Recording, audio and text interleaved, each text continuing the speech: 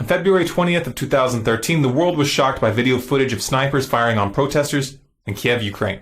21 people were murdered, and it was widely assumed that President Viktor Yanukovych and his supporters were behind the attacks. However, a phone conversation between EU Foreign Policy Chief Cathy Ashton and Estonia's Foreign Minister Urmas Paet, which was leaked to the public on March 5th, reveals the snipers were actually from the new coalition government, and that Western diplomats knew this and covered it up. Yeah, so that he has some sort of, how to say, trust among all these Maidan people and civil society. And second, what was quite disturbing, the same Olga told that, well, all the evidence shows that people who were killed by snipers from both sides, among policemen and people from the streets, that they were the same snipers killing people from both sides. Well, yeah. So that, and then she also showed me some photos. She said that as medical doctor, she can, say that it is the same handwriting, the same type of bullets, and it's really disturbing that now the new coalition, that they don't want to investigate what exactly happened, so that there is now stronger and stronger understanding that behind snipers, it was not Yanukovych, but it was somebody from the new coalition. For some reason, the US media didn't think that little detail was worth covering. But wait, I thought the opposition protesters were just peaceful activists who wanted a chance to join the European Union. Well, yeah, that's the official narrative that the US media outlets are peddling. But the real story is far more ominous. It turns out that the most powerful and influential contingent in the opposition is a coalition of literal fascists and neo-Nazis. And they aren't peaceful. In fact, they're extremely brutal.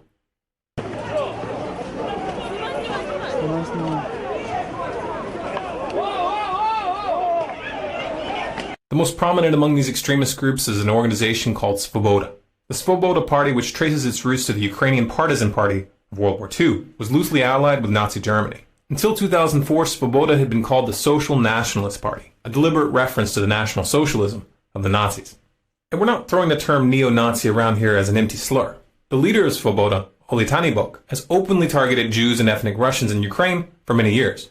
In 2004, he was kicked out of Viktor Yushchenko's government for a speech calling for Ukrainians to fight against a, quote, Muscovite Jewish mafia.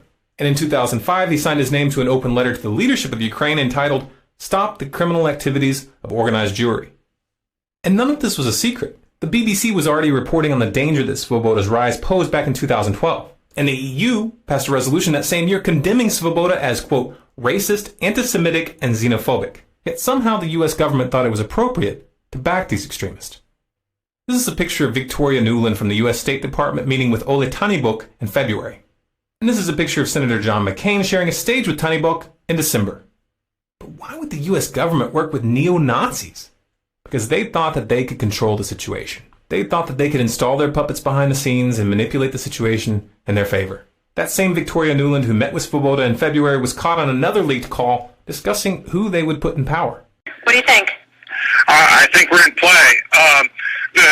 The Klitschko piece is obviously the complicated electron here, especially the announcement of him as deputy prime minister. And you've seen some of my notes on the troubles in the marriage right now, so we're trying to get a read really fast on where he is on this stuff.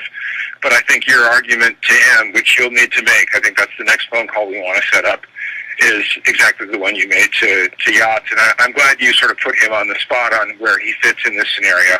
And I'm very glad he said what he said in response. Good. So I don't think Klitsch should go into the government. I don't think it's necessary. I don't think it's a good idea. Yeah, I mean, I guess you think, in terms of him not going into the government, just let him sort of stay out and do his political homework and stuff.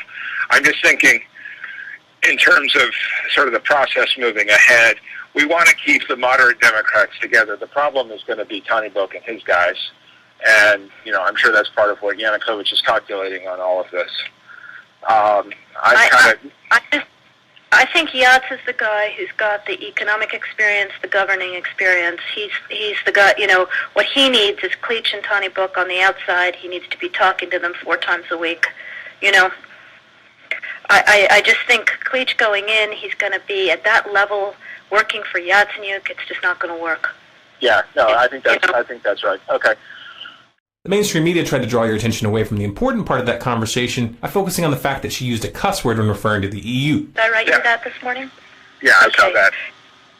He's now gotten both Seri and Ban Ki-moon to agree that Seri could come in Monday or Tuesday.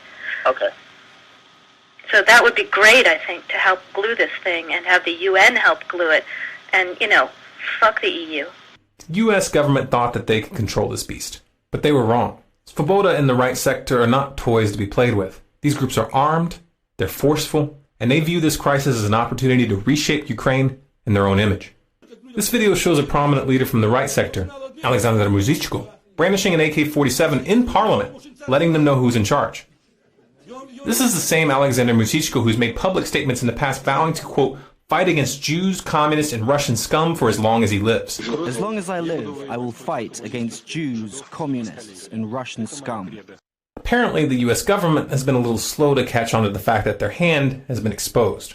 In March, a senior US official told Reuters that, quote, since entering the Ukrainian parliament in October of 2012, the Svoboda leadership has been working to take their party in a more moderate direction and to become a modern European mainstream political party. The leadership has been much more vigilant about expelling or otherwise punishing individual members who engage in xenophobic behavior or rhetoric. Oh, so it's okay to use known neo-Nazi groups to topple a government as long as their leaders keep their people from saying anything stupid in front of cameras for a few months.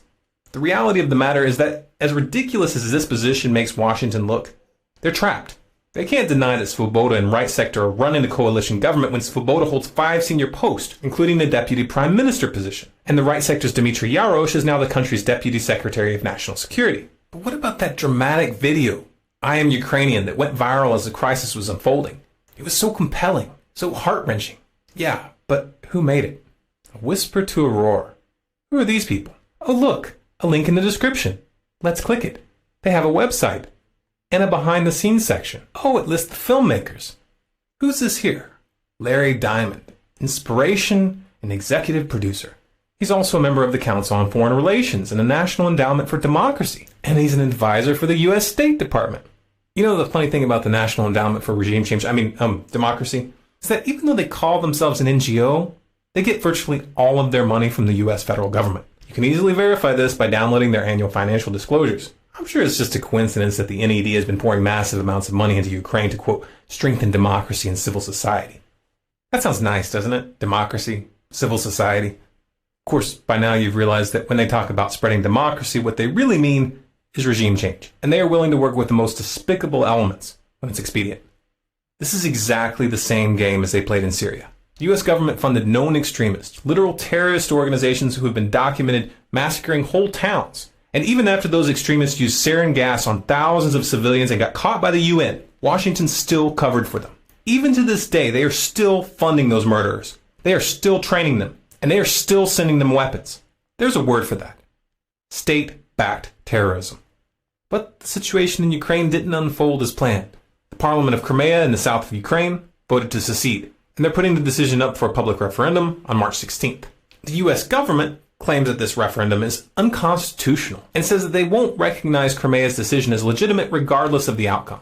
So a foreign-backed neo-Nazi coup which takes control of the government without a vote is constitutional, but a declaration of independence placed to a general vote is not? Seriously, that's the best you guys can do? Who writes these scripts?